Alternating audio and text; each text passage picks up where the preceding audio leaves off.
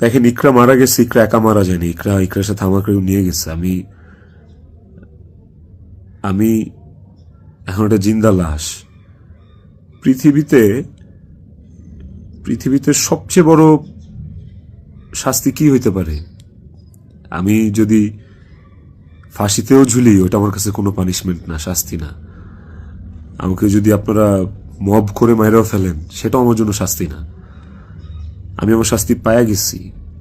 এবং এই যে জিন্দা লাশ হয়ে বেঁচে থাকাটা, এটা আমাকে সারা জীবন বয়ে বেড়াইতে হবে। ওর অভাব আমার সারা জীবন ফিল করতে হবে। আমার নিজের জন্য বাঁচার আসলে আর কিছু নাই। আমি আমার শাস্তি পায়ে গেছি। আমি এর চেয়ে বড় কোনো শাস্তি হইতে পারে না যে আমি একটা জীবিত লাশ হয়ে সারাটা জীবন পার করব। বিশ্বাস করেন, আমার দম বন্ধ হয়ে আসে, আমার নিঃশ্বাস বন্ধ হয়ে আসে। আমি আমি 5 মিনিট পর পর আমি উন্মাদ হয়ে যাইতেছি। বাট ইভেন আমি সুইসাইড করার অনেক চিন্তা ভাবনা করতেছিলাম। বারবার মনে হচ্ছিল যে আমি ইকরার কাছে চলে যাই, ইকরা আমাকে ডাকতেছে। কিন্তু যখনই রিজিকের চেহারাটা চোখের সামনে ভাইসা ওঠে না, ওই মুহূর্তে আসলে আর কিছু মাথায় কাজ করে না। মনে হয় যে না না না না, আমি করতে পারবো না, রিজিকের জন্য আমার বাঁচতে হবে। আপনারা প্লিজ প্লিজ রিজিকের জন্য হইলেও আমারে বাঁচতে দেন, আমারে দেশে আসতে দেন প্লিজ। আপনারা যদি রিজিককে ভালোবাসেন, আমাকে একটা সুযোগ দেন রিজিকের যোগ্য পিতা হয়ে দেখানোর। আমি ওকে একটা সুন্দর জীবন দিতে চাই।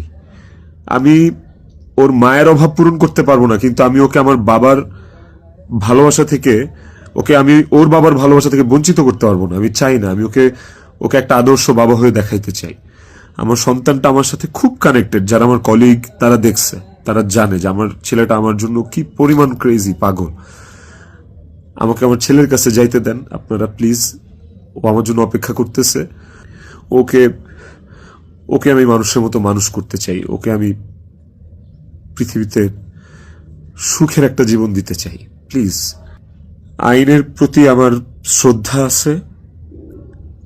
আমি দেশে আসলে আইন আমাকে যে শাস্তি দিবে, আইন যে সিদ্ধান্ত নিবে, আমি সেই সিদ্ধান্তের সাথে একমত থাকব। আমার তাতে কোনো আপত্তি নাই। আমি আইনিভাবে এই জিনিসটা ফেস করবো, আমার কোনো আপত্তি নাই।